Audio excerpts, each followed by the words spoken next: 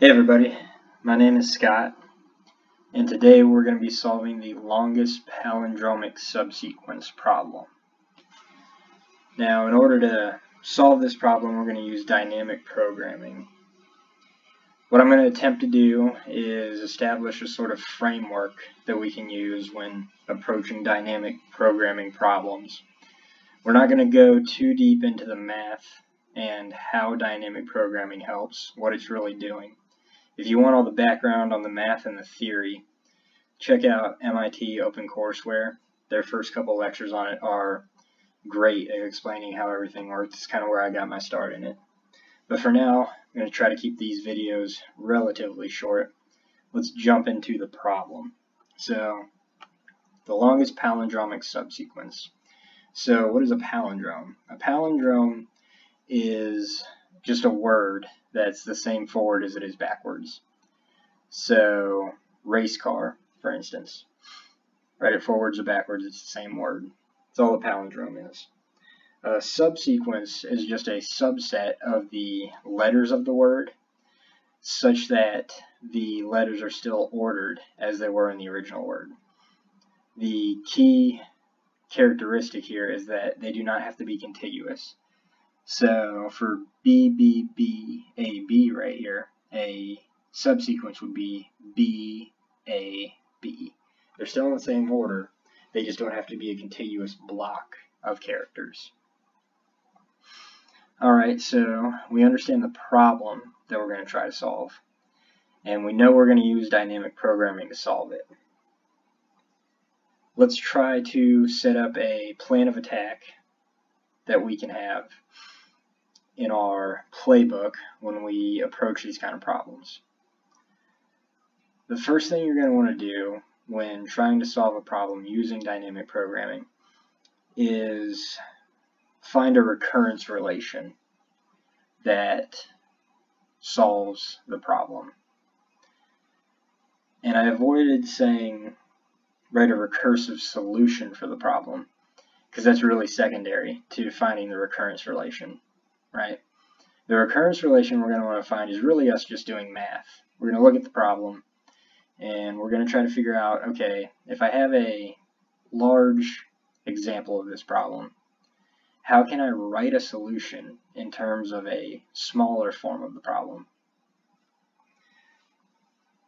So that's where your mind needs to be when you start off on a dynamic programming journey. Is I'm going to take this problem, I'm going to first develop a recurrence relation to solve the problem. So how about this palindromic subsequence problem that we have here? If we're given a string and we want to find a recurrence relation that describes the solution, how would we do that? Well, let's say we're just given a string. What would happen if we checked the first and last characters of the string? Could we develop a recurrence from that to compute the length of the longest palindromic subsequence of that string? And we certainly could. So let's take B, B, B, A, B right here as an example. Look at the first and last characters of that string. They're both B's. So if we're going to write a recurrence to say, what is the solution? What's the longest palindromic subsequence? What we can do, in the case that the first and last characters of the given string are the same, we have right there a palindromic subsequence of length 2. So let's take 2 and let's add it to the recursive solution for this inner string here, B, B, A. So in the case the first and last characters are the same, we have a recurrence. The length will be 2 because we use the B and B on the end, plus the recursive solution for this inner string, BBA. Okay, let's look at example 2 here though. What will our recurrence be when the first and last character are not the same? Well, we can't just call the recurrence without the first and last characters this time, because for all we know, the first and last characters may be part of a palindromic subsequence not involving the other. So C but not D, or D but not C. So in this case, we would say that the recurrence would be the maximum of the recursive call of CBB, so excluding the last character, and the recursive call of BBD, excluding the first character. So just like that, we have a recurrence relation which describes the problem. In the event that we're given a string where the first and second characters are the same, we have a palindromic subsequence right there involving the first and last character, and its length is 2. So we're going to take 2, and then we're going to add it to the recursive solution of the substring without the first and last character. If they are not the same, then we're just going to take the maximum of the recursive calls of the string without the first character and the string without the last character. So now that we have a recurrence, which describes the problem, let's write a recursive solution. So first thing we're going to do is just set up a helper function so we can pass in extra values. For this, let's pass in the string. Let's pass in a pointer 0 to the beginning of the string, and let's pass in another pointer to the end of the string. These pointers will just basically be delimiters for our substring. And let's write our helper. It's going to take in a string of s, int, let's just call it I, and int j. Here I and j are high and low pointers. So what's the base case of our recursion? If I is greater than j, right? Then we basically have a string of length 0. So return 0. What happens if I is equal to j? Well, we have a string of length 1, which has a palindromic sequence of length 1 always, right? So we'll just return 1. So now we're going to break up our other two cases in the event we're not at the base case, which we just described, and we're just going to write them out. Write our mathematical recurrence in code. So if s.char at I is equal to s.char at j, just the first and last characters are the same, then we're going to compute an answer, which is going to be 2 plus the recursive call, right? Which will just be s. And remember, we're excluding the first and last character. So I plus 1, j minus 1. And we'll just return our answer. Right. So else, if we get down here, none of those things would happen. So our answer here, the other recurrence, when they're not the same, will be the maximum of a recursive call with s. Let's include the first character, and let's remove the last character for this recursive call. And then we'll make another recursive call, s again. Let's exclude the first character this time, include the last character, and we'll return that answer. Right? So let's run the code. Let's see what kind of errors we have in here. I'm sure we'll have some. Well, this error just so happens to be that I'm not connected to the internet. Not great.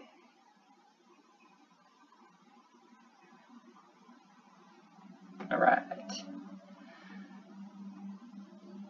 Now that we're connected to the internet, let's try to run the code.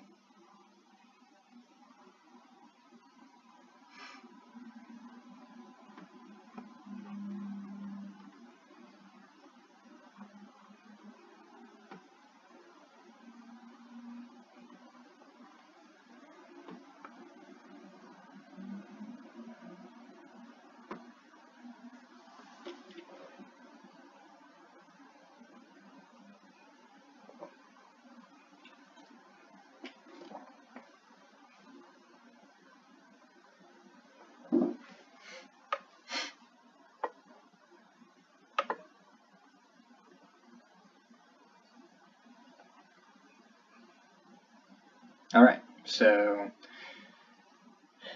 our answer is 4, expected answer is 4. Great. Now, this will not work for larger cases. Okay? If we feed this a very large problem, then it will time out. This is an exponential runtime solution that we've made right here. It's a correct algorithmic solution, but it's an exponential runtime solution. And this is where dynamic programming comes in to save the day. Now, like I said, in these videos we're going to be focused mostly on developing a list of steps, a plan of attack for how to approach these problems. We're not going to get too deep into the math of how dynamic programming is saving us all this work. But basically, this recursive call right here, all these recursive calls we're making, they're computing the same information over and over and over again. That's why it is an exponential runtime solution. So how are we going to get away from that? Well, we're going to use memory, basically. We're just going to set up a data structure that will remember the answers that we've already computed. Now, this type of dynamic program we're going to be doing is called memoization. There's another type called tabulization, and respectively they're known as bottom down and top up. There's advantages to each one of them. For this one, we'll just do the memoization. As far as coming up with a solution, it's probably the more intuitive way, so I think it's a good place to start. So the first thing we're going to do is pass in a data structure to our function. We're going to make an integer array, matrix, right? And the matrix's dimensions will be the length of the string.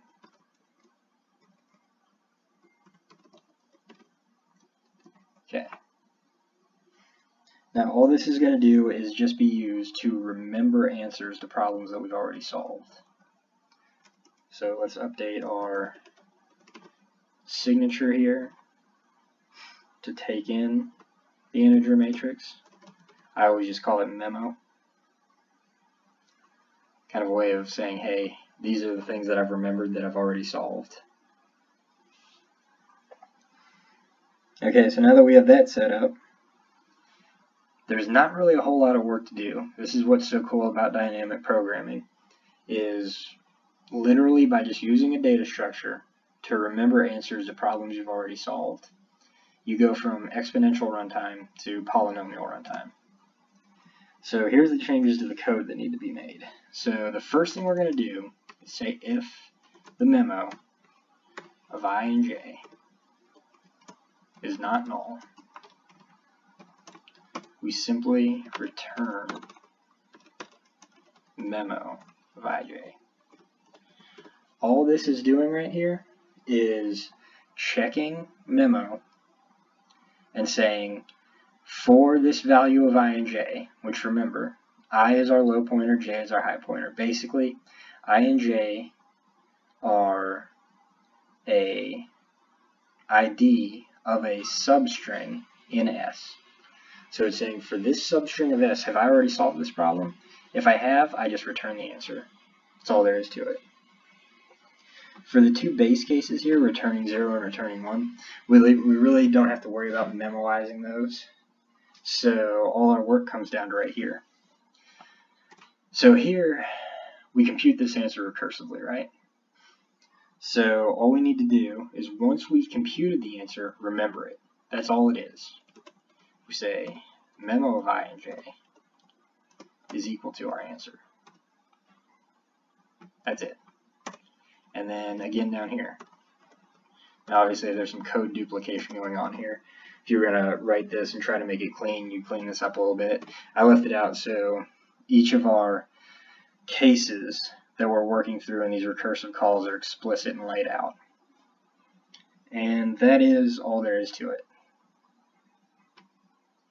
Now the one thing that I do need to do is add memo in here. So in each recursive call, we got to pass our memorization pad back in. our data structure that's remembering our answers. You could make this just a global variable, that would work too, or you can pass it around. Let's see if we got any syntax errors floating around. Nope, looks good. So let's submit our solution.